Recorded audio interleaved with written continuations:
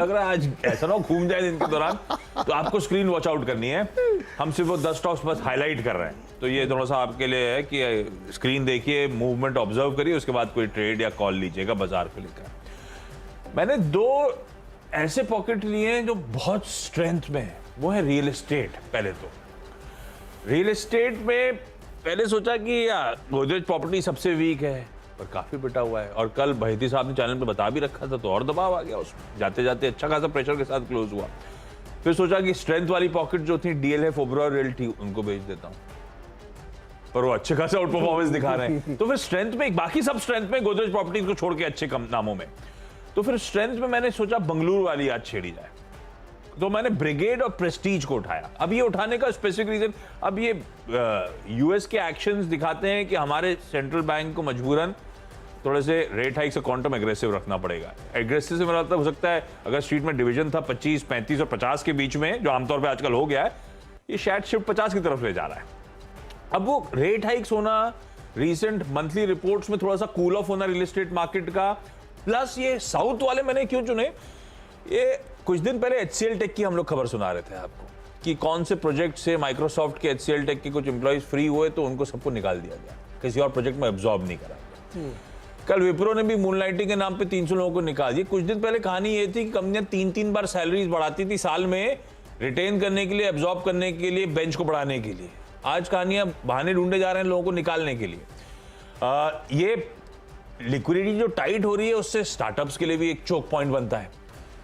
तो ये सब, और ये बेंगलुरु का मार्केट क्या ड्राइव कर रहा था, आउट परफॉर्मेंस क्यों था, कोई आईटी से, कोई स्टार्टअप कल्चर से, तो वो चोक पॉइंट्स बन रहे हैं। तो थोड़ा सा वॉच आउट करें, कोई जरूरत नहीं है, इसका मतलब है कि स्टॉक, मैं सिर्फ सेंटिमेंट्स पे खेल रहा हूं। कल कोई स्टॉक तेजी में होंगे तो अपने पास उसके भी आर्ग्यूमेंट बहुत सारे रेडी हैं, पर जब आर्ग्यूमेंट लेने ही थे तो मुझे वो रियल एस्टेट के लिए, वो भी बेंगलुरु स्पेसिफिक बढ़िया आउट परफॉर्मेंस वाली पॉकेट्स हैं, कल शेड ऑफ रेड में ट्रेड भी कर रही थी, तो वीकनेस आनी शुरू हुई है, तो ब्रिगेड और प्रेस्टीज को रखिए रडार पे, होपिंग कि आज भी थोड़े दबाव के साथ। देखिए कल मीनिंगफुल नॉक था, बाजार से ऐसी सोचता भी है, तो 5% के आसपास के दबाव के साथ ये स्टॉक कामकाज कर रहे थे। ये दो लाल में लेके चल रहा हूं।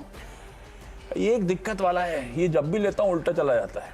इंडसइंड बैंक बहुत अच्छी थी, पंगे लेते क्यों हो? अभी मजबूरन है, अभी अब फंडामेंटली जो पसंद आ रहे हैं उनको थोड़ा सा अनटच रखा हुआ है। इंडसइंड बैंक हो सकता है कॉर्पोरेट लोन ग्रोथ और उसके चलते अच्छी तेजी, पर इंडसइंड बैंक में कल अनवाइंडिंग के प्रेशर शुरू हुए बहुत अच्छे मूव्स के बाद, जब बाकी बैंक से ज्यादा under performance surprisingly IndusInd bank में 3% दिन के लोज पे जाके इंडसइंड बैंक इवन क्लोज होते होते दिन के लोज पे जाके बंद हुआ, 3-3.5% का दबाव था। तो अनवाइंडिंग के प्रेशर आए, और आज अब ये होगा कि आज गैप डाउन के साथ हो सकता है लाल में खुलने के बाद ट्रैजेक्टरी बदल जाए, तो ये फिर रेड सिर्फ नाम के लिए रह जाएगा, हमारे ट्रेड रिलेटेड ना रहे शायद। ये आपको वॉच आउट करना पड़ेगा, पर वो अनवाइंडिंग का प्रेशर आया कल, अच्छी तेजी के बाद वो अनवाइंडिंग शुरू हुई है, इसीलिए रेड लेके चल रहा हूँ। 3 ये लाल वाले। मैं बताऊँ आपके इसमें एक सपोर्ट में एक बात ये है, जो जितना कंफ्यूजन आपके दिमाग में, इतना कंफ्यूजन आरबीआई के दिमाग में है। 15, 13.5, 14, 15% की क्रेडिट ग्रोथ पहुंच गई है, और ऐसे मौके पे आप रेट हाइक के वर्ष में खड़े हैं। आप सोचिए, मतलब आप एक इतने दिनों बाद क्रेडिट ग्रोथ ला पाए हैं, साइकिल सुधरी, चेंज कर पाए, अब रेट हाइक करने, मतलब ना शुरू सरमड़ाते ओले पड़े वाली बात हो।